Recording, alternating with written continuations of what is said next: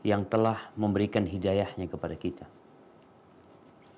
memberikan petunjuk, menjadikan kita seorang muslim, membimbing kita untuk taat dan patuh kepada perintahnya. Yang kalau bukan karena Allah yang membimbing kita, nggak mungkin kita bisa merasakan indahnya agama Allah ini. Masih banyak saudara-saudara kita, sesama muslim, yang dia nggak peduli sama agama ini. Allahumma salli wa sallim ala sayyidina Muhammadin wa ala alihi wa ashabihi wa man tabi'ahum bi ihsanin ila yaumiddin. Amma ba'd. Jamaah rahimakumullah, semoga salawat dan salam senantiasa tercurahkan untuk baginda Nabi kita Muhammad alaihi salatu wassalam, untuk keluarga beliau, untuk istri-istri beliau, untuk putra-putri beliau, dan untuk seluruh sahabat Nabi. Semoga Allah meridai kita bersama mereka. Amma ba'd. Bicara riba, kita memang perlu belajar. Ana mungkin tidak terlalu mumpuni untuk mengkaji secara detail tentang akad-akad riba. Tapi kita akan berbincang tentang sesuatu yang umum yang darinya engkau harus berhati-hati. Umar bin Khattab radhiyallahu anhu, beliau sering kali mengingatkan pedagang-pedagang di pasar tuh, orang-orang yang melakukan akad jual beli, baik itu pembeli atau itu penjual, agar mereka belajar. Kalau nggak belajar, dia akan terjebak dalam riba tanpa merasa. Dia nggak merasa yang dilakukan dosa. Ingatlah bahwasanya agama Islam ini dinul amal. Agama yang memotivasi umatnya untuk bekerja. Bekerja keras. Untuk berusaha. Dan sesuai dengan apa yang kamu kerjakan, insya Allah engkau akan mendapatkan hasilnya. Apa yang kau tanam, insya Allah itu yang engkau akan panen. Islam sangat menentang pengangguran. Nggak suka umatnya itu hidup berleha-leha, bersandar kepada hasil kerja orang lain. Kalau kita bicara riba ini salah satu bentuk orang bersandar kepada kerjaan orang lain. Dia nggak mau resiko. Dia nggak mau rugi. Engkau nggak mau rugi, jangan hidup. Hidup ini kadangkala ada malam. Di setiap hari kita melihat ada malam, ada siang. Ada untung, ada rugi. Ada sehat, ada sakit. Semua diciptakan berpasang-pasangan. Kita lihat ya. Di surat Al-Jumu'ah. Ayat 9 dan 10. Bagaimana Allah Azza wa Jal memanggil hamba-hambanya. Selesai mereka beribadah. Yang menjadi salah satu rukun agama Islam, yaitu sholat. Diperintahkan agar mereka bertebaran di muka bumi ini untuk bekerja. Coba kita baca firman Allah.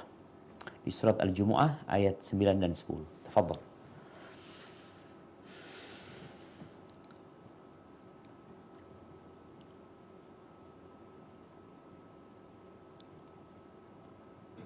Nah. Apa masih di mute? Kok nggak terdengar suara?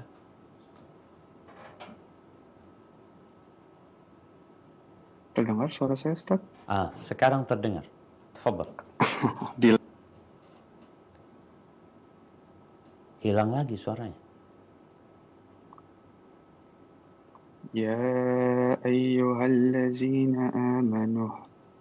Ya ayyuhallazina amanu hal adullukum ala Surat Al-Jumu'ah. Oh, maaf Ustaz. Al-Jumu'ah. Nah, di layar udah ada. Mungkin kalau mau dibaca.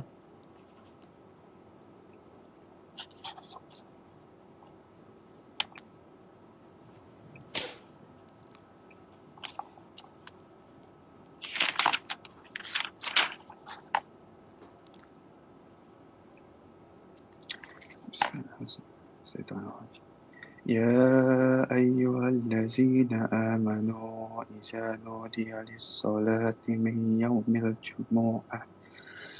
يوم الجمعة فاسعوا إلى ذكر الله وذروا البيع ذلكم خير لكم إن كنتم تعلمون فإذا قضيت الصلاة فانتشروا في الأرض وابتغوا من فضل الله واذكروا الله كثيرا لعلكم تفلحون.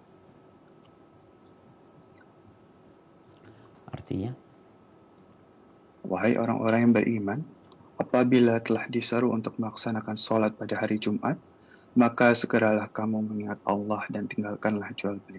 Dan demikian itu lebih baik bagimu jika kamu mengetahui. Apabila sholat telah dilaksanakan, maka bertebaranlah kamu di bumi. Carilah di karunia Allah dan ingatlah Allah banyak-banyak agar kamu beruntung. Barakallahu fikum. Kita lihat di dua ayat ini. Perintah untuk meninggalkan jual beli, bisnis. Tinggalkan. Pekerjaanmu yang berkaitan dengan mengumpulkan harta, ingin memperbaiki ekonomi, semuanya tinggalkan. Ditinggalkan terus menuju kemana? Menuju ke rumah Allah Azza wa Jalla. Segera engkau untuk mengingat Allah Azza wa Jalla.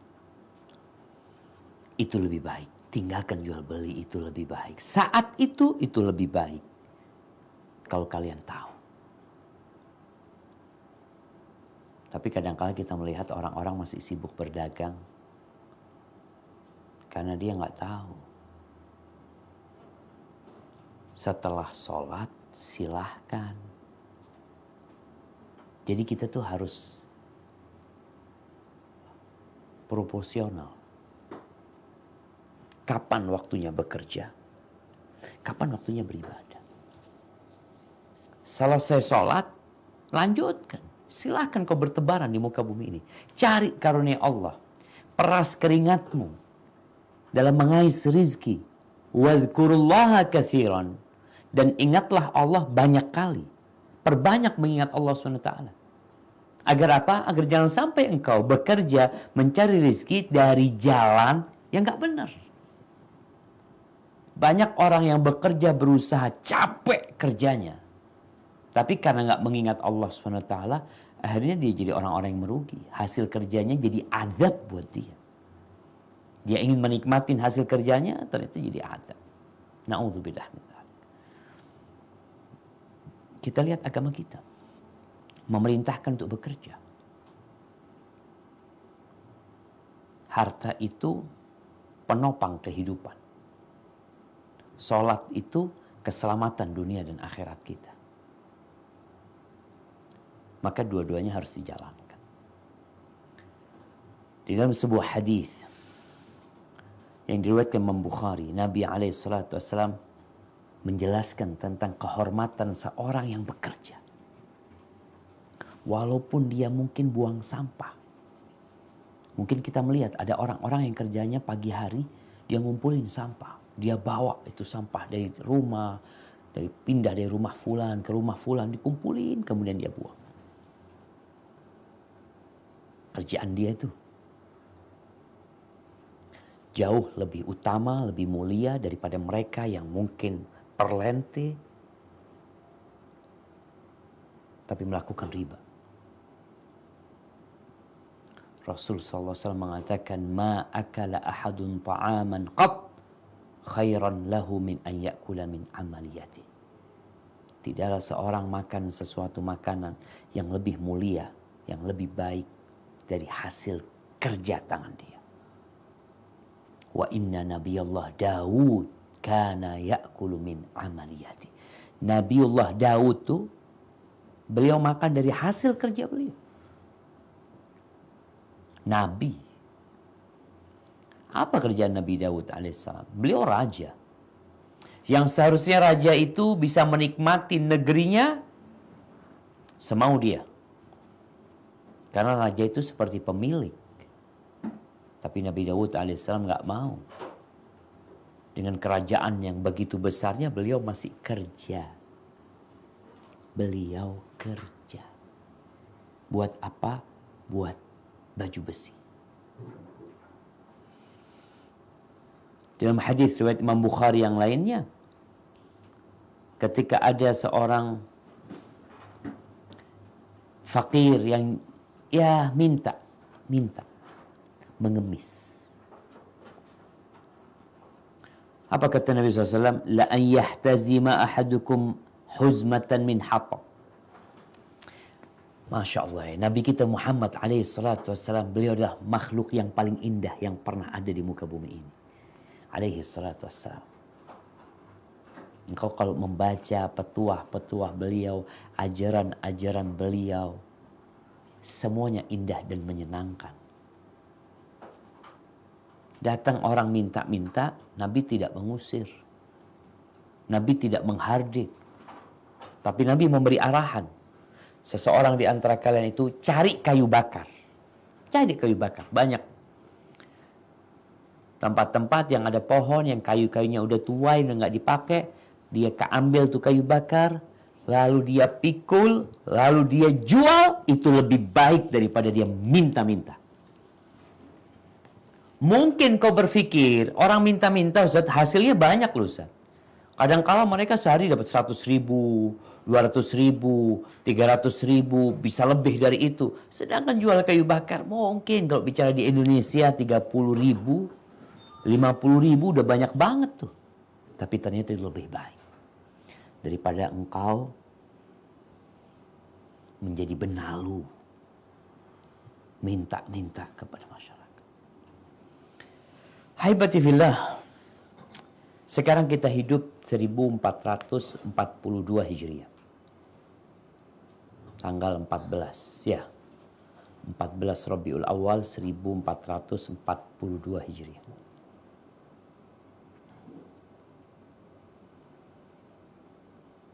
Kita sudah menjauh dari kenabian itu jauh sekali. Di masa itu aja orang-orang Yahudi itu menjalankan ekonomi mereka dengan basic, dengan dasar riba. Maka mereka dilaknat. Di masa sekarang pemikiran-pemikiran Yahudi tersebut semakin merajalela, semakin dikuatkan. Bahkan negara-negara besar menjadikan riba itu sebagai tumpuan ekonomi mereka. Nggak kebayang buat mereka hidup tanpa riba.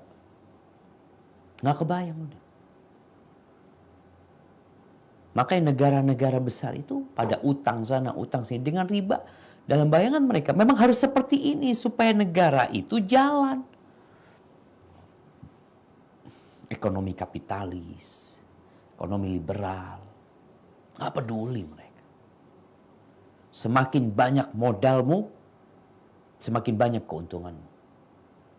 Modal dari mana? Cari modal. Dengan riba, dengan mengutang. Ada namanya biaya, cost of money. Iya, nanti masih bisa kata dia.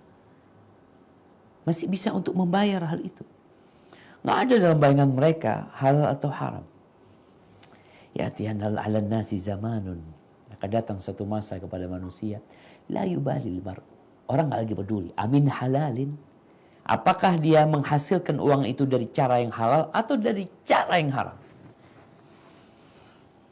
Orang nih berpikir bagaimana mendapatkan tambahan uang. Ini orang udah kaya jemaah. Orang udah kaya. Duit dia itu banyak sekali. Artinya kalau dia nggak bekerja, duit itu dia tabung, dia kumpulin hanya untuk dia makan. Mungkin cukup sampai dia mati. Sampai cucunya pun akan bisa menikmati. Tapi karena manusia dikasih ambisi, yang memang ada dua hal yang tidak pernah tua di diri seorang hamba, angan-angan dan ambisi. Itu selalu mudah.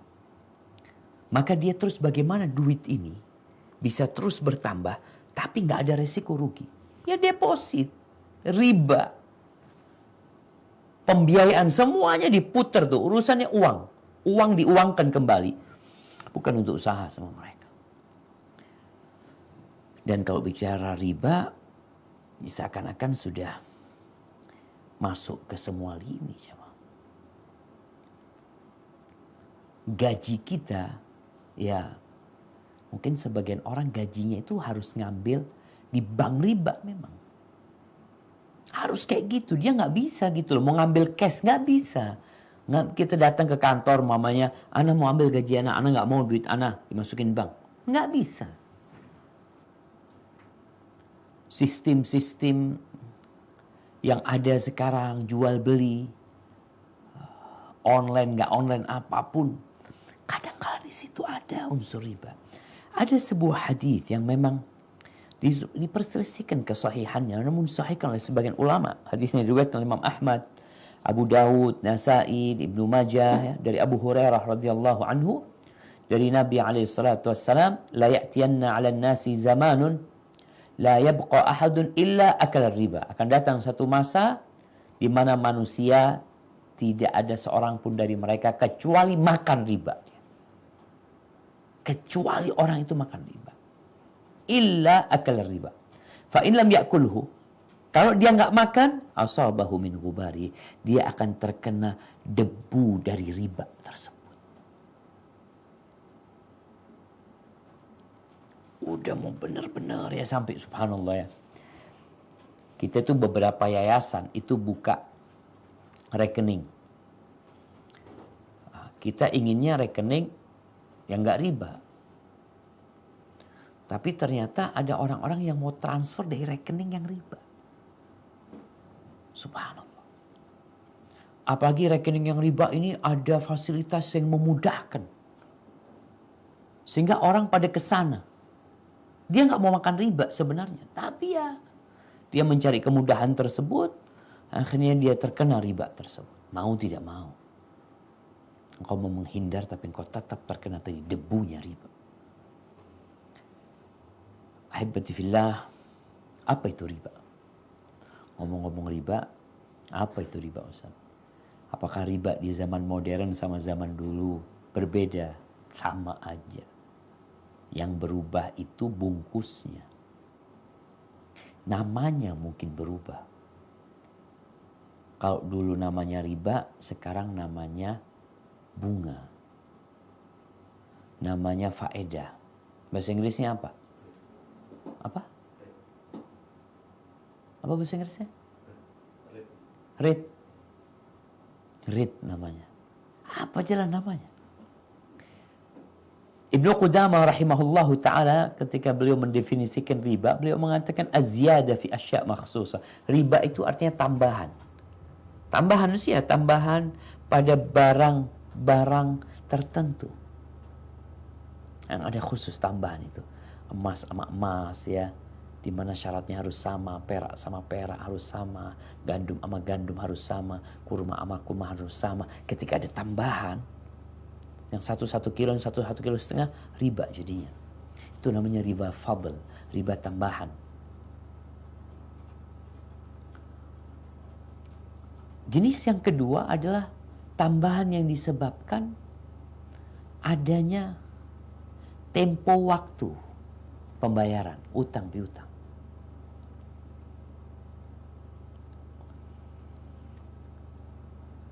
Ada sebuah kaidah fikih yang umum ya. Tadi Anda sampaikan, kita akan bicara kaidah-kaidah umum yang dengan itu mungkin antum bisa memahami.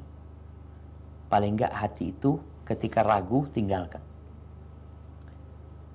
Kaidah ini dinisbatkan kepada sabda Nabi SAW, tapi didhaifkan sebagai sabda Nabi. Tapi sebagai kaidah, itu kaidah yang diberlakukan oleh para ulama, yaitu kullu qardin jarra naf'an fahuwa riba. Setiap utang piutang yang ditarik manfaat di dalamnya, maka itu adalah riba. Utang piutang ada manfaatnya, ada kelebihannya. Kelebihannya itu bisa jadi uang, materi. Kelebihannya itu bisa jadi servis yang didapatkan. Maka itu riba. Bagaimana dengan bank? Ya antum lihat, ada kelebihan nggak yang diberikan di sana? Sebagian orang berpikir yang haram itu Ustadz berarti model rentenir Ustadz ya. Rentenir yang di kampung-kampung tuh itu haram. Tapi kalau yang bank ini kan Ustadz, enggak Ustadz, dia kan nggak banyak ngambilnya. Nggak ada urusan. Jadi bicara persentase itu nggak ada hubungan sama hukum. Artinya riba itu kalau kecil boleh, kalau banyak nggak boleh. Nggak kayak gitu. Pokoknya tambahan dalam urusan utang piutang ini, manfaat yang diberikan itu riba. Di masa jahiliyah, kepingin tahu gimana sih sistem riba di masa jahiliyah? Sistem riba di masa jahiliyah itu kurang lebih sama dengan kartu kredit. Kartu kredit itu jamaah, kita daftar nih dapat kartu kredit ya. Apa namanya terserah. Kita kalau beli barang itu bisa ngutang dengan ini. Ada bunga, ada tambahannya, nggak ada tambahan. Beli barang umpamanya 10 juta, kita gesek 10 juta. Ana bayarnya berapa? 10 juta. Nggak ada tambahan. Iya. Loh, terus ribanya di mana? Di akadnya. Antum itu nggak akan nambah kalau tepat waktu bayarnya. Tapi kalau telat, di sini ada tambahan. Namanya denda kayak atau apa, terserahlah. Tapi antum harus nambah. Berapa persen? Ya tergantung kesepakatan, tergantung kartu kredit tersebut. Ceritanya Zaid ibn Aslam radhiyallahu anhu sebagaimana dalam kitab Muwatta Imam Malik, dia mengatakan, kana riba fil jahiliyah, dulu riba di masa jahiliyah, yakunu lirrajul ala rajulil haqqu ila ajarin. Ada orang yang punya hak atas orang lain, utang, sampai tempo waktu yang sudah disepakati. Fa idza halal haq, ketika tempo waktunya sudah sampai, umpamanya antum pinjam uang sama ana 100 euro.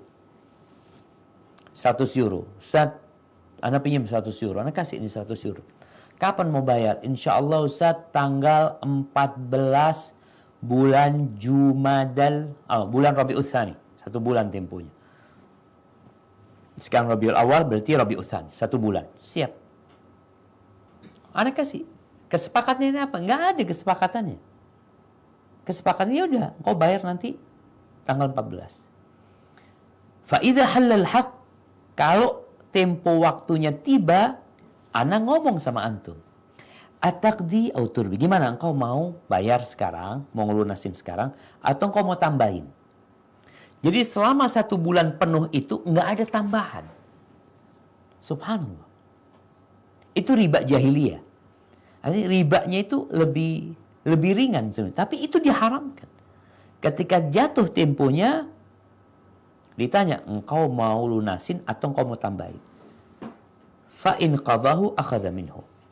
Kalau dia lunasin, ya lunasin 100 euro tanpa tambahan. Dia ambil 100 euro. Wa in zadahu fi haqqih akhara anhul ajr. Tapi kalau dia mau nambahin, udahlah aku tambahin 10 euro lah. Bayar bulan depan. Oh ya sudah, nggak apa-apa. Ribanya model kayak gitu. Dan itu diharamkan. Di mana model riba yang dari awal antum sudah harus bayar.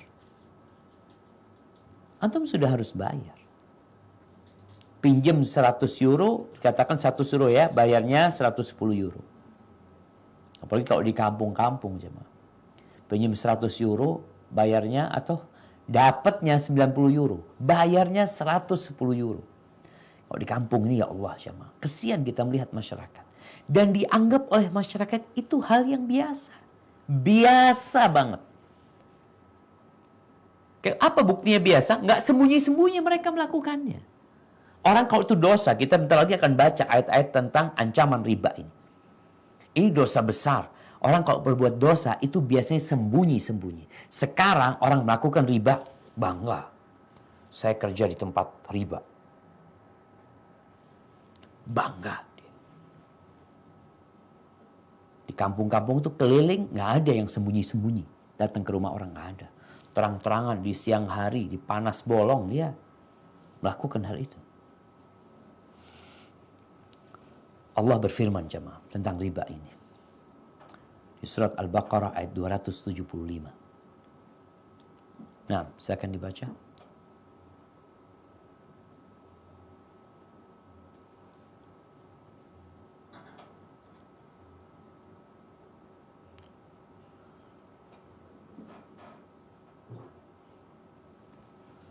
Tafadhal. يتخبطه يتخبطه الشيطان Barusan من nggak kedengaran ya. المس Dibaca lagi dari awal. Barusan masih mute kayaknya. Dibaca dari awal. الذين يأكلون الربا لا يقومون إلا كما يقوم الذي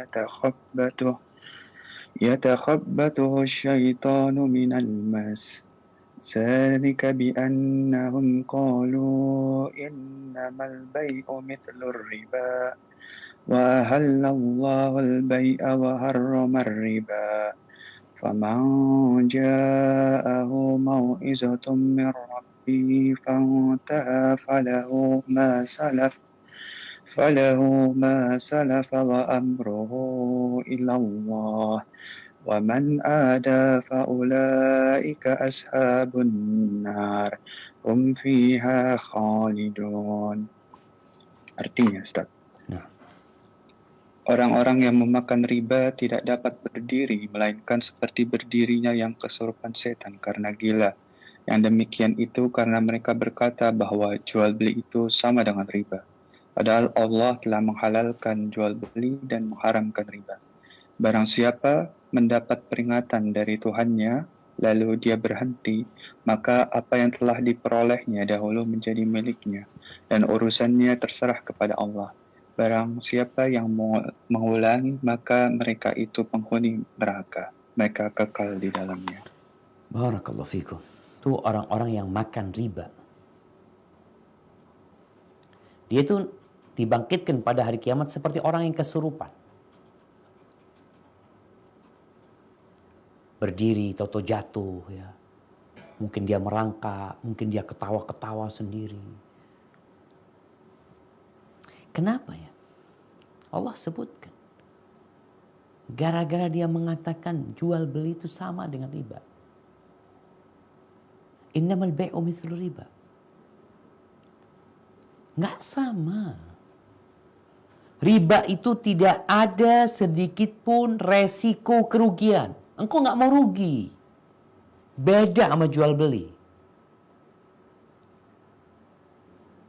Sedangkan kita tahu, utang piutang di dalam Islam ini asasnya membantu orang lain. Membantu orang lain, bukan mencari keuntungan.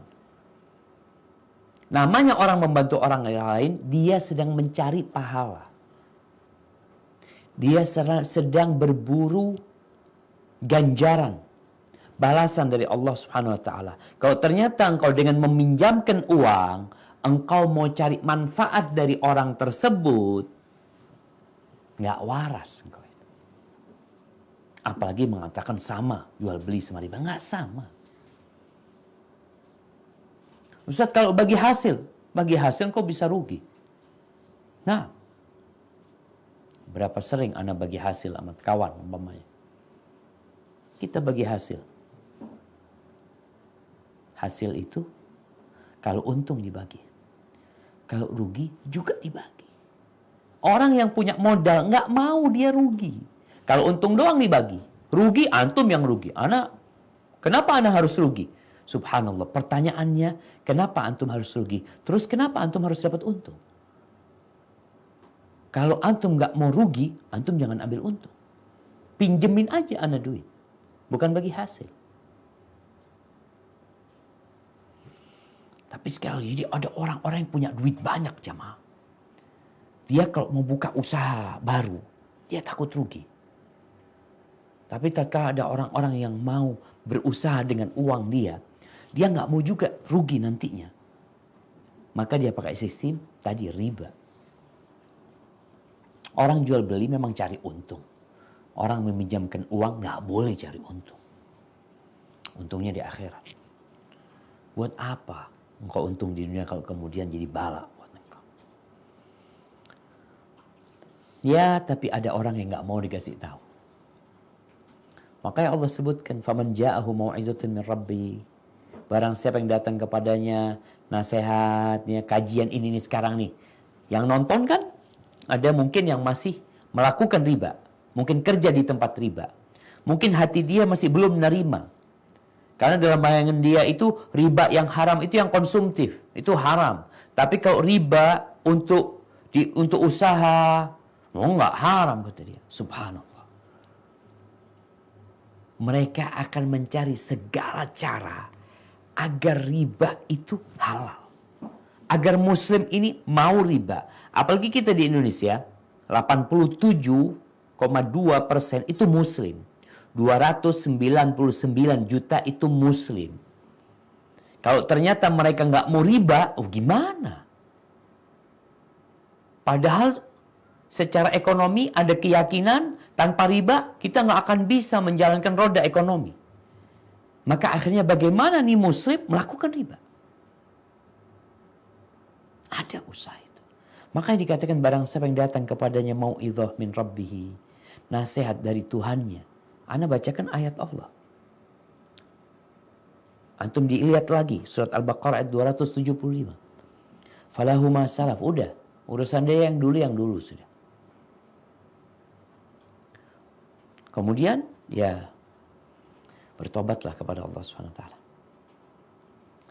Wa man 'ad, tapi yang udah dikasih nasihat, udah dikasih tahu, tapi kembali melakukan, kembali makan riba, maka mereka adalah ashabun nar hum fiha khalidun.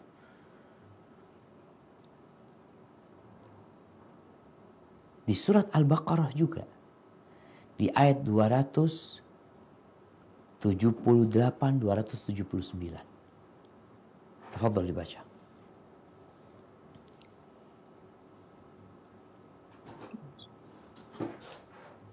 يا أيها الذين آمنوا اتقوا الله وذروا ما بقي من الربا إن كنتم مؤمنين فإن لم تفعلوا فأذنوا بحرب من الله ورسوله وإن تبتم فلكم رؤوس أموالكم لا تظلمون ولا تظلمون. Artinya, wahai orang-orang yang beriman, bertakwalah kepada Allah dan tinggalkan sisa riba yang belum dipungut jika kamu orang beriman. Jika kamu tidak melaksanakannya, maka umumkanlah perang dari Allah dan Rasul-Nya. Tetapi jika kamu bertobat, maka kamu berhak atas pokok hartamu. Kamu tidak berbuat zalim atau merugikan dan tidak dizalim. Barakallahu fikum jemaah. Tinggalkan riba. Kalau beriman. Hampir semua bisnis itu ya ada ribanya. Kalau kita nggak berhati-hati. Beli rumah kredit. Emangnya nggak boleh beli rumah kredit? Boleh. Tapi ingat nggak boleh ada riba di situ. Ada aturan lainnya juga. Karena kadang-kala seakan-akan kita membeli rumah dari bank. Sejak kapan bank itu punya rumah? Kapan mereka punya rumah? Mereka beli rumah kapan? Mereka nggak beli rumah. Mereka pembiayaan aja. Motor. Kalau bank punya showroom motor, fadol. Akadnya sesuai. Ini milik bank, Anda mau beli, mau kredit sekian, tapi ingat, tidak ada riba di sana. Tidak ada tambahan karena tempo waktu. Keterlambatan harus menambah. Ini tambahan tadi yang kita bicarakan. Haibati fillah. Kita tuh manusia. Engkau harus punya jiwa sebagai manusia. Di situ ada tolong menolong. bantu-membantu. Bukan semuanya engkau eksploitasi demi kesenangan dan kesukaanmu. Enggak, ada aturannya. Siapa yang berhak membuat aturan? Allah Azza wa Jal. Allah. Sekali lagi kita bicara sama yang beriman. Karena Allah katakan, in kuntum mu'min. Kalau kalian beriman. Kalau kalian tidak meninggalkan riba, ya udah Allah umumkan perang sama kalian. Ustaz, berarti yang dosa ini Ustaz, yang makan riba Ustaz, yang punya uang tadi. Karena dia minjamkan 1 juta, dapat 1.100.000, yang 100 dia makan. Dia nih yang dosa Ustaz. Nah, tapi di dalam hadis yang diriwayatkan Imam Muslim dari Jabir bin Abdullah radhiyallahu anhu, Rasulullah sallallahu alaihi wasallam mengatakan, la'ana, kata Jabir bin Abdullah, la'ana Rasulullah sallallahu alaihi wasallam. Rasulullah alaihi salatu wasallam melaknat orang yang makan riba. Wa mukilahu, yang ngasih riba. Yang punya uang 1 juta tadi itu dilaknat karena dia meminjamkan, dia dapat 1.100.000.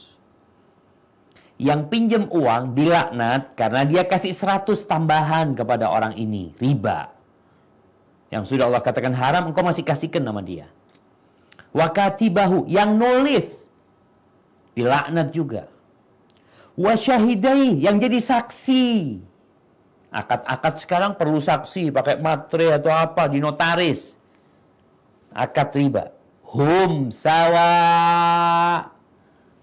Mereka itu sama. Sama-sama dilaknat.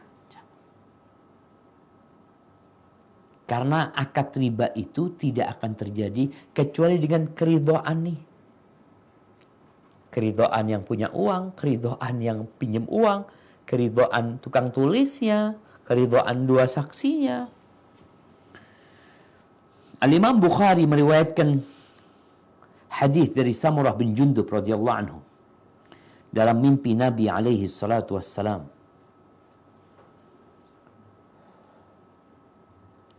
Beliau mengatakan, sallallahu alaihi wasallam, atani laila atiyani, telah datang kepadaku malam ini 2 orang.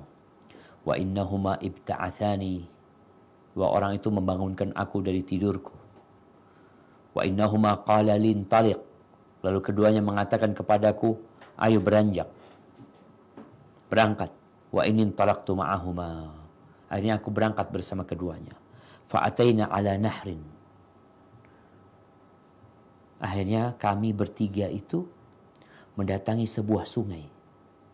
Hasibtu annahu kana yaqulu ahmar mithl dam. Aku kira Nabi mengatakan sungai itu warnanya merah seperti darah. Wa idza fin nahri rajulun sabihun yasbah. Ternyata di sungai itu ada seorang yang sedang berenang. Wa idza ala syattin nar rajulun indahu qad jama'a hijaratan katsira. Di pinggir sungai, orang ini kan lagi berenang menuju ke orang ini. Ada orang yang sedang di sana, di sisi dia ada batu yang banyak. Ketika orang ini sudah berenang ya, kemudian datang ke yang berenang itu, selesai berenang kemudian menuju ke pinggir, sama orang ini dilemparin sama batu. Mulutnya dia jamaah, dia mangap, membuka mulutnya, terus dilemparin batu. Dia ini yang makan riba nih, yang sedang di pinggir sungai, yang memberikan makan riba. Fayantaliqu yasbah thumma yarji ilaihi, kemudian dia berenang lagi, nanti datang lagi dilemparin batu seperti itu. Akhirnya tanya Nabi SAW, ma hadhani, apa ini, kata dia.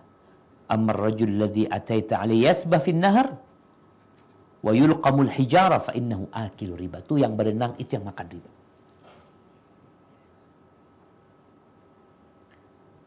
Di Indonesia pemakan riba itu disebut lintah darat. Dia mengisap darah. Orang ini capek bekerja, diisep darahnya.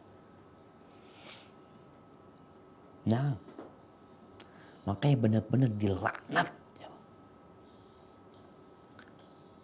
Dia hendak menari di atas musibah orang lain. Dia bersenang-senang di atas kesedihan orang lain. Orang disuruh kerja, disuruh capek. Makanya kalau kita lihat, ada orang yang rumahnya tahu-tahu disita, mobilnya disita, sawahnya disita, disita. Kenapa? Karena nggak bisa bayar dia. Utangnya berapa sih? Anak punya kawan, ya. Seorang polisi dia cerita, Ana baru saja menyita Ustaz, orang punya utang 35 juta. Tapi karena nggak bayar bertahun-tahun, itu rumahnya kita sita. Dari 35 juta, harga rumah itu ratusan juta. Disita. Ahibati fillah, Nabi SAW mengatakan, ijtanibus sab'al mubiqat. Kalian hindarin 7 perkara yang menghancurkan. Salah satunya adalah riba. Orang yang makan riba, makan riba. Dirhamun riba. Ya'kuluhu ar-rajul wa huwa ya'lamu asyaddu min 36 zanyah. Itu lebih parah 1 dirham riba yang dimakan. Dia kondisi tahu, dari kasih tahu hukumnya, bukan orang yang nggak ngerti hukum, udah dikasih tahu, itu lebih parah daripada dia berzina dengan 36 perempuan. Bayangkan ya, 1 dirham riba yang dimakan dengan 36 kali berzina. Hadis riwayat Ahmad. Makanya dalam hadis lainnya Rasulullah SAW menjelaskan tentang pintu-pintu dosa riba ini. Adnaha ada 70 kira-kira, 70 lebih, 71, 2, 3. Adnaha misal ayyankih rajul ummah. Yang paling rendah itu seperti anak yang menzinai ibunya sendiri. Sampai seperti itu Rasulullah SAW menggambarkan tentang jahatnya riba. Kenapa? Karena orang dianggap biasa. Bahkan dalam bayangan mereka itu saling memberikan manfaat, Ustadz. Kita kan diperintahkan saling tolong-menolong. Dia punya modal, fadlah kasih ke ana. Pinjamkan sini ke ana. Kau punya uang 10 juta, sayang kalau nggak dipakai, sini pinjamkan ke ana. Nanti aku kasih 11 juta. Dia ridho, ana ridho. Allah melaknat. Bayangkan, 2 manusia saling ridho, Allah melaknat. Kenapa? Karena Allah nggak ridho dengan riba. Lalu terus gimana? Banyak cara.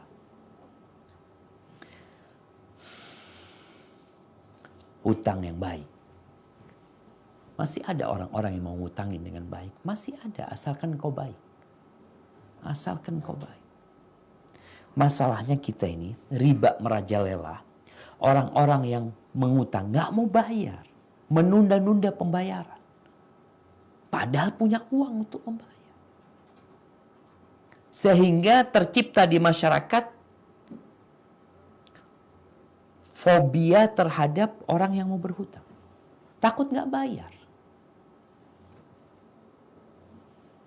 Muncullah pelaku-pelaku riba karena memang orang-orang baik yang mengutangi ini semakin sedikit. Pelaku riba muncul menjadi pahlawan kesiangan. Jamaah subhanallah jemaah. Nggak ada ya. Dulu itu nggak ada pengumuman. Ya Allah fadol siapa yang mau utang datang ke rumah ana. Nggak ada. Kenapa? Karena berat mau ngutangin orang itu. Takut nggak bayar. Tapi karena sekarang utang piutang ini menjadi sarana mencari keuntungan. Maka mereka pasang pelang besar-besaran. Iklan di mana-mana.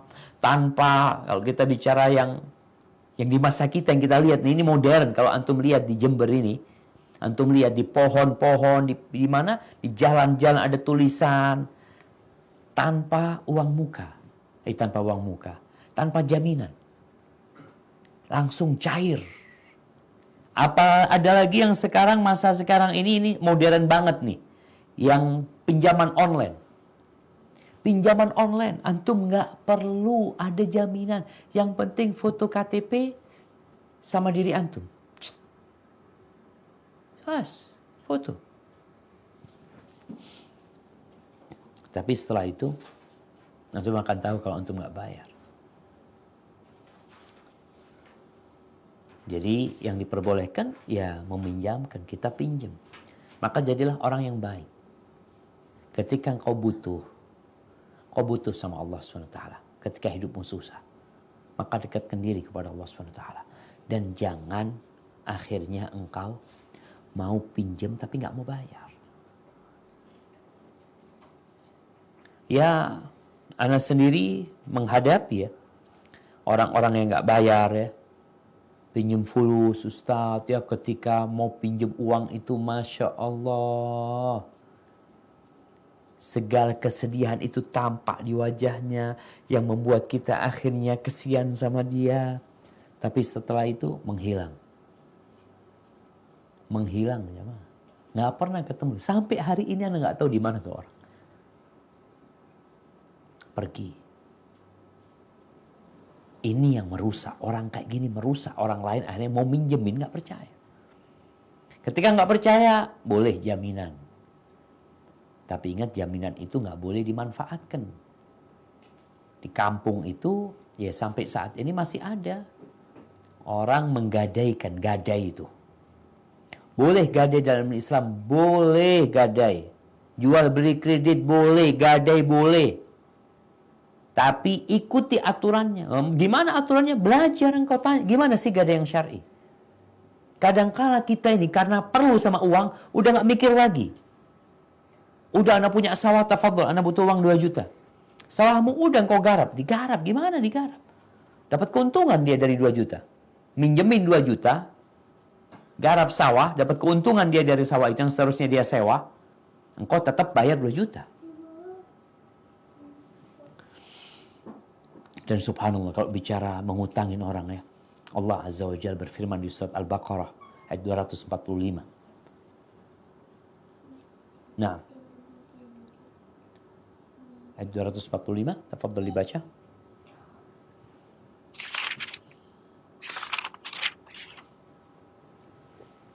أعوذ بالله من الشيطان الرجيم من ذا الذي يقرض الله قرضا حسنا فيضاعفه له أضعافا كثيرة والله يقبض ويبسط وإليه ترجعون.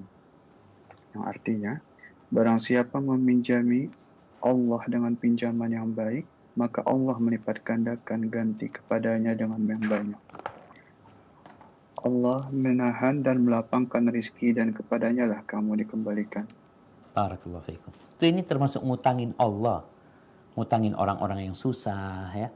Ada orang yang dikasih keluasan rizki. Buat apa tuh uang yang kau milikin? Bantu saudaramu. Ustaz, anak kalau mau ngasih berat Ustaz, ya udah utangin dia. Dapat pahala, engkau dapat pahala seperti sodako. Makanya kadang-kala orang itu senang ngutangin orang lain karena bayangan dia, aku dapat pahala sodako. Ketika belum sampai temponya dapat sodako setengah dari uang yang dia berikan, yang dia utangkan. Kalau dia utangin 1 juta, dapat seakan-akan dia sodako 500.000. Ketika jatuh temponya, engkau tunda, bukan engkau minta dia menambah. Bayangkan nih jamaah. Ada orang jatuh tempo belum bisa bayar, kita katakan kepada dia, ya udahlah sebulan lagi. Tempo yang kita tambahkan buat dia itu jadi berkah buat kita. Kita seakan-akan sodako full dengan uang kita. Atau bisa jadi double dari uang kita berikan. Tapi ketika engkau minta sama dia, ya udah, engkau kalau nggak bisa bayar sekarang, nggak apa-apa bayar bulan depan, tapi tambahin. Apa yang engkau akan dapatkan? Engkau akan dapat tambahan dosa dan murka Allah Azza wa Jalla. Yamhaqullahu riba wa yurbis sadaqat. Kemudian yang kedua, ada orang-orang yang susah untuk bayar utang ya. Jangan kita minta dia nambah. Apa yang kita lakukan? Ya kita kasih tempo waktu. Kalau bisa engkau sodakohkan. Nggak mampu ya udahlah. Halalkan. Allah berfirman di surat Al-Baqarah ayat 280.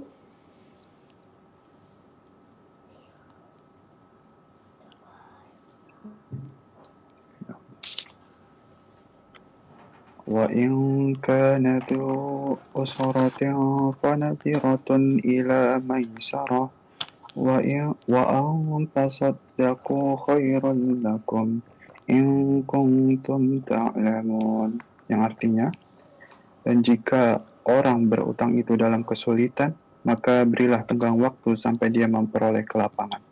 Dan jika kamu menyedekahkan, itu lebih baik bagimu jika kamu mengetahui. Masya Allah. Ngutangin, gak mampu bayar, kita kasih tempo, bukan cari keuntungan. Kalau mungkin pada akhirnya kita melihat dia memang susah, kita sedekahkan, kita ikhlaskan bahasanya orang-orang. Udah, nggak usah bayar. Cara yang ketiga, tolong menolong, saling bantu membantu. Makanya ada akad bantu membantu. Engkau mau cari keuntungan, udah kita saling tolong menolong. Aku perlu modal, kau punya uang, yuk kita umpamanya mau murabaha, mau syirkah, mau mudharabah, apa aja bisa kita kerjakan. Ada babnya itu. Yang di situ ada unsur resiko kerugian memang. Yang punya uang bisa kehilangan modalnya, yang bekerja bisa kehilangan tenaganya dan kecapean dia. Dan bab ta'awun ini besar sekali. Ada ta'awun yang kita, ya tadi dalam urusan bisnis, ada ta'awun yang mungkin yang bisa kita lakukan ya dengan ya memberikan kemudahan buat orang-orang yang susah ya, wakaf, sedekah, tempat-tempat yang memungkinkan untuk dimanfaatkan orang banyak ya. Kemudian dalam agama kita ada zakat, ada banyak sekali jamaah hal-hal yang seharusnya itu menjadi peluang kita untuk mendekatkan diri kepada Allah Subhanahu wa taala, karena pada hakikatnya hartamu sebanyak apapun engkau akan tinggalkan, pasti. Yaqulu ibnu Adam, mali. Anak Adam mengatakan hartaku. Mana hartamu? Kalau sudah bicara hak milik, Masya Allah. Rumah, SHM. Mobil ada apa? PPKB-nya. Tanah ada sertifikatnya. Engkau mengatakan itu milikmu. Engkau tahu yang milikmu itu apa? Ma akaltahu fa'afnain. Yang kau makan. Maka kalau bicara harta, itu yang kau makan. Lalu jadi kotoran. Yang kedua, malabistahu, yang kau gunakan. Lalu jadi rusak dia, jadi usang. Yang ketiga, wa ma tasaddaqta bihi fa'abqait, dan yang engkau sedekahkan kemudian itu menjadi pahala buat engkau. Engkau simpan, engkau tabung. Ini tabungan yang sebenarnya.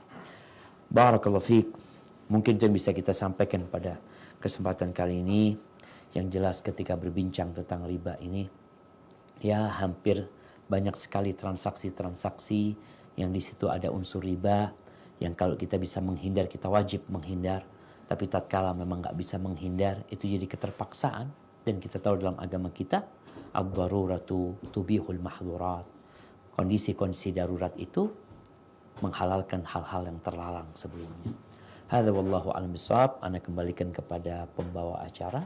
Tafadhal. Nah. Atas pemberian materinya. Alhamdulillah, Ustaz telah terkumpul banyak pertanyaan, kira-kira 8-10 pertanyaan. Mungkin kita akan berangkat terlebih dahulu dari pertanyaan pertama, Ustaz. Bismillah, Ustaz, apa hukumnya jual beli kucing piaraan seperti kucing ras tertentu? Kata jual beli ini diganti dengan adopsi dengan alasan sebagai perawatan kucing. Mohon pencerahannya, Ustaz. Barakallahu fiik. Naam jamaah. Kalau kita bicara jual beli kucing,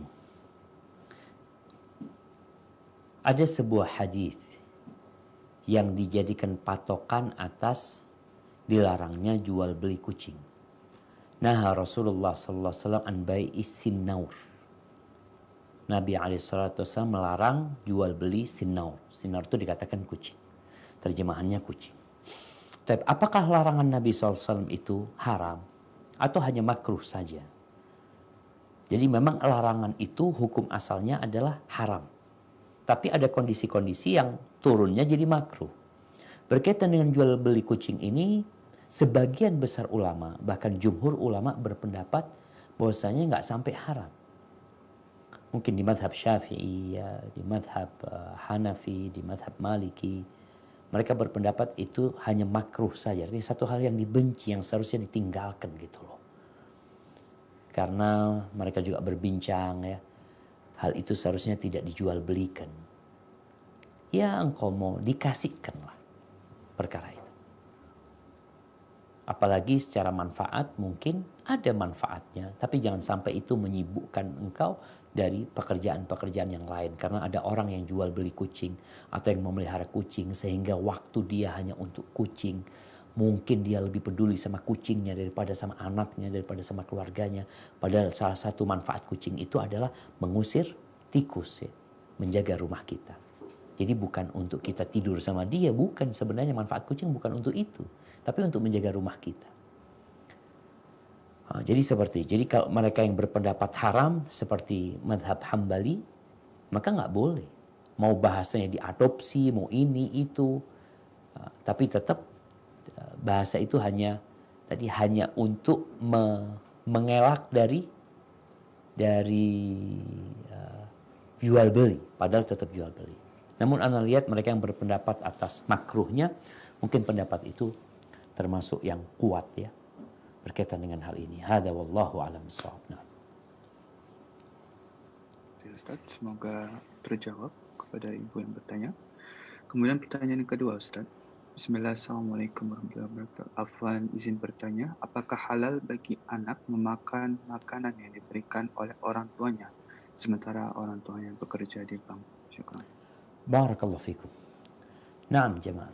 Berpindahnya sesuatu, berpindahnya harta dari tangan orang lain ke kita dengan cara yang halal, maka jadi halal.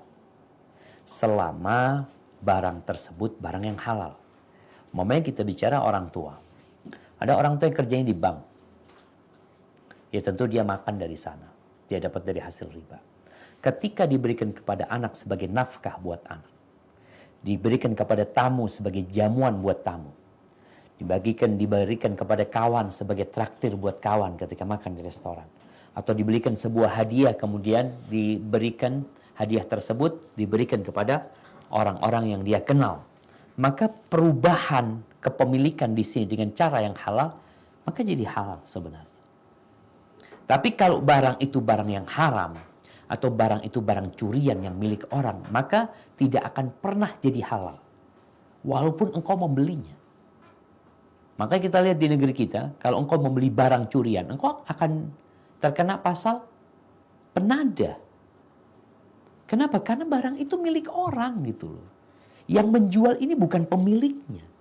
Sehingga barang itu tetap menjadi pemilik yang sebenarnya. Sehingga nggak mungkin akan berubah jadi milik kita. Maka bagi anak-anak yang mungkin memiliki orang tua yang masih kerja di bank konvensional ya, yang tadi kadang-kala mereka beranggapan itu hal yang biasa, kita kok nggak nyusahkan orang, kita saling tolong menolong, enggak.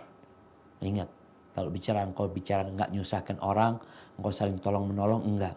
Engkau mau cari manfaat dari orang, bukan menolong orang. Iyalah, secara kasat mata, secara lahiriah seakan-akan dia ingin menolong antum. Enggak. Dia mau ambil manfaat dari antum. Dan bagi anak ini tatkala Syekh Utsaimin rahimahullah ta'ala menjelaskan bagi anak-anak yang sudah bisa bekerja sendiri, ini termasuk warok ya, hendaklah dia tidak mengambil pemberian orang tuanya. Dia katakan, makasih ayah, alhamdulillah aku sudah bisa bekerja, aku takut dengan hasil kerjamu. Ini sebagai salah satu sarana untuk mendakwain keluarga kita. Dan di negeri kita alhamdulillah, sejak umat Islam sadar, coba kita lihat, mulai kapan semaraknya bank syariat? Mulai kapan? Tatkala umat Islam belajar agama. Tatkala mereka sudah mulai memahami mana yang boleh dan mana yang tidak boleh. Dan arus ini semakin keras. Sampai terakhir ada 3 bank syariat yang dikatakan akan merger mereka ya. Yang punya BUMN. Ya semoga mereka benar-benar melaksanakan syariat. Bukan syariat ini bungkus untuk memancing umat Islam agar mereka mau investasi di sana. Maka tolong berhati-hati dengan semua yang berbau syariat. Kembali kepada pertanyaan tadi, apakah halal? Insya Allah nggak apa-apa, tapi tatkala dia bisa bekerja sendiri, hendaklah dia tidak mengambil lagi. Karena itu lebih membuat dia terjaga dirinya dan membuka pintu hidayah buat orang tua. Karena kadang-kala anak ngomong haram, tapi engkau makan apa yang bapak berikan kepadamu. Itu kan jadi masalah. Hadza wallahu a'lam bissawab. Nah. Terima kasih Ustaz. Kemudian ada lagi pertanyaan Ustaz. Assalamualaikum Ustaz Afwan. Abah meninggal 4 tahun lalu dan Ana dapat uang asuransi. Saat itu Ana masih di awal kuliah. Ana baru tahu sekarang bahwa itu termasuk riba. Lalu bagaimana solusinya Ustaz? Syukran. Barakallahu fikum. Naam jamaah, yang berkaitan dengan uang asuransi yang tidak sesuai dengan syariat. Ketika sang anak mendapatkan uang tersebut ya, tanpa bukan dia yang menaruh uang di sana, bukan dia yang mengikuti asuransi tersebut, tapi memang uang itu diberikan kepada dia ketika ayahnya meninggal dunia, memang ada asuransi, dia ambillah uang ayahnya. Berapa sih uang ayah yang udah masuk di sana? Asuransi kan memang bayar, orang tuh bayar. Memang tiap bulan dia bayar 1 juta. Setahun jadi 12 juta. 10 tahun jadi 120 juta. Itu uangmu. Itu uang yang halal. Sedangkan hasilnya ini itu riba. Maka hasilnya itulah yang kita usahakan berlepas diri darinya. Kemudian kita berikan kepada lembaga-lembaga atau untuk manfaat umum ya. Karena uang bapak itu ada yang halal. Halal. Full halal uang itu. Karena memang uang itu yang masuk di sana. Sedangkan kelebihan ini yang disebut riba tadi. Wallahu a'lam bishawab. Jadi ketika dia mendapatkan uang asuransi tadi, dia ambil yang milik bapaknya. Yang memang uang dia yang masuk di sana. Adapun yang lebih dari sana, itu sebenarnya hasil dari riba tadi. Sehingga hendaklah kita berlepas diri dari hasil riba tersebut. Hadza wallahu a'lam bishawab. Nah. Terima kasih Ustaz. Semoga menjawab pertanyaan Ibu yang barusan disampaikan. Kemudian ini Ustaz, ada pertanyaan lagi Ustaz. Mungkin ini juga berkaitan dengan kita-kita yang berada di Eropa khususnya. Bagaimana Ustaz hukumnya jika kita buka rekening di bank ribawi, hanya digunakan untuk mempergunakan fasilitas-fasilitasnya saja. Uang yang tertinggal hanya misalkan hanya 50.000 saja Ustaz, agar tidak ditutup rekening. Bagaimana itu Ustaz hukumnya? Mohon pencerahannya. Syukran. Nah, barakallahu fikum. Ya jamaah. Ini masalah penting ya. Meletakkan uang kita di bank itu masalah penting. Kenapa? Karena sekarang semua transaksi pakai bank. Apalagi kalau bicara jual beli online. Kita tuh harus taruh uang di sana. Kita mau punya uang, apalagi kalau kita bicara, kita mau naik tol sekarang ya. Engkau punya uang cash 1 miliar, nggak bisa terbuka tuh. Pintu tol tuh nggak bisa terbuka. Kecuali engkau harus simpan uang terlebih dahulu. Mungkin sekarang ada e-tol. Kalau sekedar kita naruh uang di bank, hanya untuk kebutuhan kita. Memang butuh. Nggak bisa dikatakan, oh nggak perlu, perlu. Kalau dikatakan sekarang perlu, perlu. Ketika perlu, maka letakkan di sana yang sesuai dengan kebutuhan. Namun tatkala ada pilihan, ada bank yang riba, ada bank yang tidak riba, maka kita pilih bank yang tidak riba. Kalaupun kita di bank yang riba, bank konvensional tadi, kalau bisa, akadnya kita minta nggak ada riba. Kan dikatakan nanti akan dapat ini tuh nggak, Anda nggak mau. Oh, kalau seperti itu harus bayar fasilitas, nggak ada masalah. Yang penting akad awalnya kita bikin kesepakatan kalau kita nggak mau sama riba. Karena bedanya jamaah, kalau kita pinjam uang dari bank, kita itu memberi makan riba kepada bank. Tapi kalau kita menaruh uang di bank, kita itu yang makan riba. Kenapa? Karena kita yang meminjamkan uang ke bank yang memberikan bunga kepada kita. Jadi kita yang makan riba. Terus gimana Ustaz? Akadnya antum menyetujui hal itu. Seharusnya kita nggak mau. Kecuali nggak bisa dan nggak bisa, Ustaz. Ya udah. Ketika nggak bisa berarti ada riba di dalam muamalah tersebut yang antum harus bersihkan. Ingat, menyimpan uang di sana jangan banyak-banyak. Tadi disebutkan hanya 50.000, Masya Allah. Ada orang yang letakkan uang di sana 1 miliar, 2 miliar, 10 miliar. Dia mengatakan, Ustadz, ana sama sekali Ustadz tidak ada niat untuk membungakan uang ana. Nggak ada sama sekali ana punya niat itu. Hanya untuk keamanan. Tahukah engkau bahwa dengan engkau meletakkan uang 10 miliar di sana, engkau itu jadi member priority. Karena engkau telah memberikan fasilitas kepada bank. Uangmu itu jadi modal bank untuk dipinjamkan kemana-mana. Jadi riba mereka itu akan semakin bergerak cepat karena uang kita. Maka antum harus tahu, antum ini sedang meminjamkan uang. Orang menabung di bank itu namanya menabung. Tapi sebenarnya bukan menabung, kita dipinjam uang kita sama bank. Makanya orang itu berhak untuk memakai uang kita. Dipakai ini, pakai itu. Maka kalau engkau punya uang yang dibekukan, yang tidak dipakai, lebih baik engkau investasikan untuk beli tanah, beli ini, beli itu. Atau engkau beli berangkas besi, taruh di sana. Engkau belikan emas, taruh di sana. Kalau kembali kepada pertanyaan tadi, ketika dia memang perlu, dan dia taruh uang di sana secukupnya memang, yang memang digunakan ya untuk transfer, untuk beli barang ya. Bukan beku. Karena bank itu tahu. Bank itu tahu dengan semua rekening yang ada. Rekening fulan, oh uangnya ini nggak tetap. Memang banyak duitnya, anggap duitnya 100 juta di sana. Tapi nanti sepekan habis duitnya. Tahu-tahu baru balik lagi. Seperti itu dia. Itu bank nggak akan pinjam uang itu. Karena takut uang ini dipakai. Tapi dia tahu ada uang-uang yang memang tidak digunakan. Sehingga kadang-kala bank itu menawarkan sesuatu yang lebih nyaman buat nasabah. Gimana kalau di deposit? Deposit itu nggak boleh diambil sampai waktu tertentu. Maka hendaklah akadmu yang jelas dan kita bertakwa kepada Allah Subhanahu wa taala. Artinya Allah tahu dengan niat kita kenapa kita taruh uang di sana. Hadza wallahu a'lam bissawab. Afwan Ustaz, ada banyak pertanyaan, mungkin sisanya yang masuk. Mungkin berapa pertanyaan lagi Ustaz? Kira-kira yang Ustaz sanggup untuk menjawab? Fadhol, kita sampai jam 5 ya. Oke, Ustaz. Oke.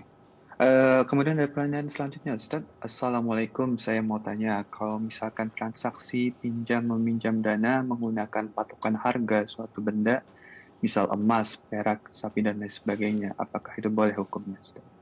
Tunggu sebentar. Kalau sapi gimana? Nah, jemaah barakallahu fikih. Berkaitan dengan pinjam-meminjam ini, ya kita meminjam itu hendaklah barang yang kita pinjam itu yang kita bayari. Kalau kita pinjam emas, ya udah, kita pinjamnya emas. Emas ini berapa? Kalau kita pinjam uang, kita pinjam uang $100. Ya udah, engkau bayar nanti $100. Kalau pinjamnya rupiah, bayarnya rupiah. Pinjamnya perak, bayarnya perak. Tapi kalau sekarang kita pinjam rupiah, kita kruskan dolar. Umpamanya pinjam rupiah 100 juta. Ya, akadnya itu dolar. Padahal 100 juta yang kita pinjam. Maka kalau engkau memang ingin meminjam itu dolar, ya udah engkau tukar jadi dolar, pinjamnya dolar. Ustaz kan dia akan rugi sedikit. Gak ada urusan engkau dia pinjamnya dolar. Engkau kan nanti mau bayar dia dolar. Ketika maunya emas, emas. Pinjamnya sapi. Sapi, boleh pinjam sapi? Boleh. Di masa Nabi SAW, ada pinjam-meminjam onta. Pinjam onta, nanti dibayarnya onta. Memang kadang-kala kalau bicara onta itu, binatang ya. Ketika kita pinjam onta dengan umur 1 tahun, bayarnya nanti tetap 1 tahun. Subhanallah jemaah. Karena sebenarnya kan mau pinjam uang, tapi dia nggak punya uang. Ya udah. Karena kalau bicara uang, onta ini harganya umpamanya harga onta ini 2 juta. Apakah boleh akhirnya onta itu dihargain uang? Enggak, pinjamnya ya onta. Nanti mengembalikannya ya onta dengan umur yang sama, dengan jenis sama, dengan bentuk yang sama umpamanya secara fisik. Tapi kalau umpamanya lebih baik Ustaz, boleh dibayar dengan onta yang lebih baik. Di masa Nabi SAW pernah ada orang Yahudi waktu itu. Nabi pernah hutang sama dia 2 ekor onta kalau nggak salah. Ketika dia minta untuk dibayarin, Nabi suruh bayar dengan yang lebih bagus. Itu nggak ada masalah. Jadi tetap kalau memang mau bayarnya utang piutangnya dolar, ya bayarnya dolar. Sebagian ulama memang membolehkan ketika pelunasan uang. Umpamanya ketika pelunasan uang, dia pinjam emas 100 gram. Kemudian dia ngomong, udahlah, ana minta uang harga emas 100 gram tersebut hari ini. Ya dia kasih, umpamanya sekarang harganya sekian, ini duitnya. Kalau nggak salah, anda pernah baca itu diperbolehkan. Hada wallahu a'lam bishawab. Ustaz, atas jawabannya. Kemudian ada pertanyaan lagi, Ustaz. Assalamualaikum Ustaz. Ini mungkin mirip-mirip seperti sebelumnya, tapi ada berkaitan dengan bagaimana jika kita di Eropa ini wajib punya rekening untuk mentransfer gaji dan juga wajib punya asuransi kesehatan karena pasti ada ribanya, terutama di asuransi kesehatan. Barakallahu fikum. Jamaah, ya. Subhanallah ya. Jadi tidak ada seorang pun kecuali akhirnya makan riba. Mengambil manfaat dari riba. Kalau kita bicara asuransi kesehatan, ya mau nggak mau yang di situ ada unsur riba, akhirnya kita pakai karena memang kita perlu. Di sebagian tempat antum kalau mau ke sana ya pakai itu kartu. Terus gimana? Ya kalau terpaksa nggak ada masalah. Subhanallah jemaah. Karena memang ada orang-orang yang berpikir tadi tumpuan ekonomi itu harus riba. Kalau tanpa riba nggak mungkin bisa berjalan ini dan itu. Maka dalam kondisi seperti disebutkan, hendaklah seorang jangan sampai dia bersandar kepada asuransi tersebut. Artinya dia merasa, oh aman, aku punya asuransi ini itu. Padahal kita tahu di situ ada unsur ribanya sebenarnya. Kita ingin berlepas diri. Seperti di Indonesia mungkin mulai dijalankan BPJS. BPJS itu yang mungkin MUI sendiri sudah memberikan masukan-masukan agar ada pasal-pasal yang harus dirubah. Agar tidak ada unsur riba di sana. Jadi usaha untuk menjadikan BPJS syar'i itu ada. Tapi tatkala sudah diwajibkan, ya sudah kita nggak ada kekuatan lagi. Karena itu sudah menjadi sesuatu yang diwajibkan. Antum tinggal di sana, gaji lewat rekening tadi. Kemudian untuk dapat gaji mungkin harus ada asuransi ini dan itu atau dipotong secara langsung memang. Ini sudah aturan yang berjalan, sedangkan kita tetap mengingkari dengan hati kita tatkala ada unsur-unsur yang diharamkan. Jadi bukan berarti kita tidak mengingkarinya. Mengingkari kemungkaran itu wajib. Yang pertama dengan tangan, nggak mampu dengan tangan maka dengan lisannya, nggak mampu dengan lisannya maka dengan hatinya. Apa mengingkari kemungkaran dengan hati? Membenci kemungkaran tersebut. Hada wallahu a'lam bishawab. Nah. Allah Ustaz jawabannya. Ada pertanyaan lagi datang dari jamaah. Assalamualaikum Ustaz, saya mau tanya, apakah hukum orang yang menyewa rumah yang berdasarkan riba? Jadi kita menyewa rumah dan rumah itu sedang dicicil oleh pemiliknya melalui bank riba. Barakallahu fikum jamaah. Iya, nggak ada masalah yang seperti ini jamaah. Tadi yang seperti kita contohkan ya. Ada perkara-perkara yang ada perpindahan kepemilikan umpamanya. Orang yang bekerja di tempat riba, tahu-tahu dia memberikan makanan kepada orang miskin umpamanya. Ya udah buat dia halal. Terus gimana kalau kita naik mobil Ustadz, ternyata mobil ini dicicil dengan hasil riba. Dengan riba artinya dengan sistem riba umpamanya. Atau gimana kita nyewa rumah orang yang rumah itu dibeli sama orangnya dengan sistem riba. Nggak ada masalah. Soalnya nggak ada urusan riba sama kita. Kita nggak punya urusan riba sama orang tersebut. Sama mobil taksi yang kita tempat yang naikin, nggak ada kita urusan riba sama dia. ada asuransi di mobil itu, ada macam-macam, kita nggak ada urusan sama dia. Maka nggak ada masalah kita, hanya saja tadi, akhirnya kita memang terkena debu riba, kita berada di mobil, ya Allah ini pelakunya atau supirnya nyicil dengan hasil riba. Kesian dia sebenarnya dengan cara seperti itu. Ana seringkali tatkala naik bukan ojek online, yang mobil online tadi, kayak Grab atau Gokar ya. Ana kadang-kala tanya sama bapak yang naik, Bapak udah lunas ini Pak? Belum Pak Ustadz, masih 3 tahun ya. Ini itu. Ya Ana berusaha untuk memberikan nasihat kepada dia. Jadi yang urusan seperti itu insya Allah gak ada masalah buat kita. Kok bisa Ustaz? Rasulullah SAW itu hidup bersama orang Yahudi. Bermuamalah sama orang Yahudi.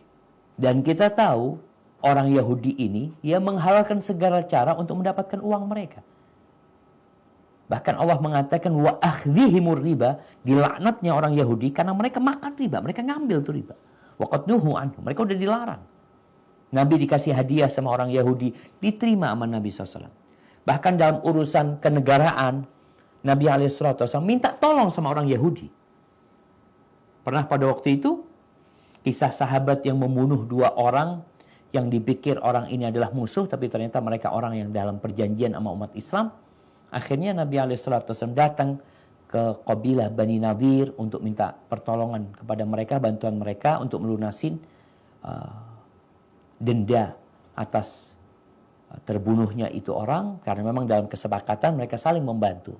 Nggak ada masalah yang seperti itu, jemaah. Hadza wallahu a'lam bissawab. Nah. Terima kasih Ustaz atas jawabannya. Kemudian ada pertanyaan lagi, tapi ini tidak berkaitan dengan riba, yaitu Assalamualaikum Ustaz, saya ada kerabat buka restoran halal di sini, dia terpaksa menjual khamar sebagai pendamping minuman untuk menyesuaikan dengan kebiasaan di sini. Bagaimana itu Ustaz hukumnya? Mohon penjelasannya. Jazakallahu khairan. Allahu Akbar. Ya. Kita tahu khamar itu haram. Dan Allah Subhanahu wa taala menyuruh kita untuk menghindari.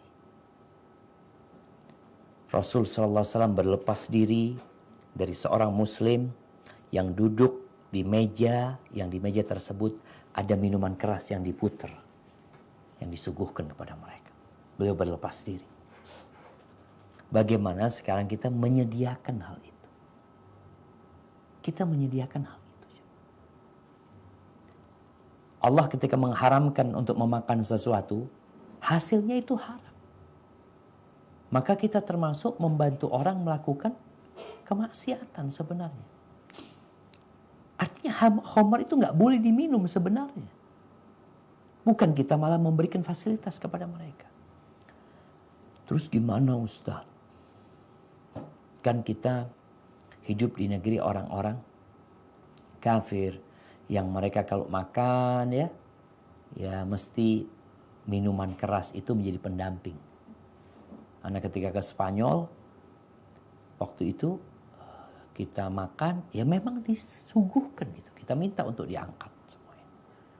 Menjadi satu hal yang lumrah buat mereka. Dosa buat mereka sesuatu hal yang lumrah. Kenapa di sini disyariatkan kita untuk hijrah? Karena jangan sampai lama-lama kita di tempat itu yang dosa kita anggap biasa.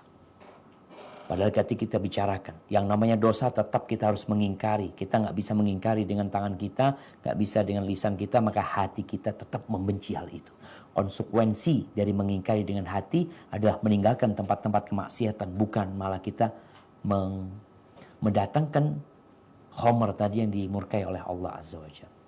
Maka hal itu terlarang. Sampaikan kepada keluarganya, Bismillah. Ada pengganti. Banyak minuman yang halal itu banyak sekali.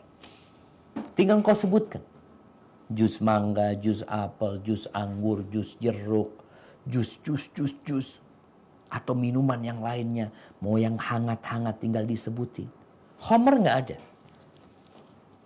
Katakan enggak, kita nggak menyediakan khamar. Minta maaf, kata dia. Kita ada pilihan yang ini ya. Kita sebagai pelayan toko atau apa, yang menarik kepada mereka.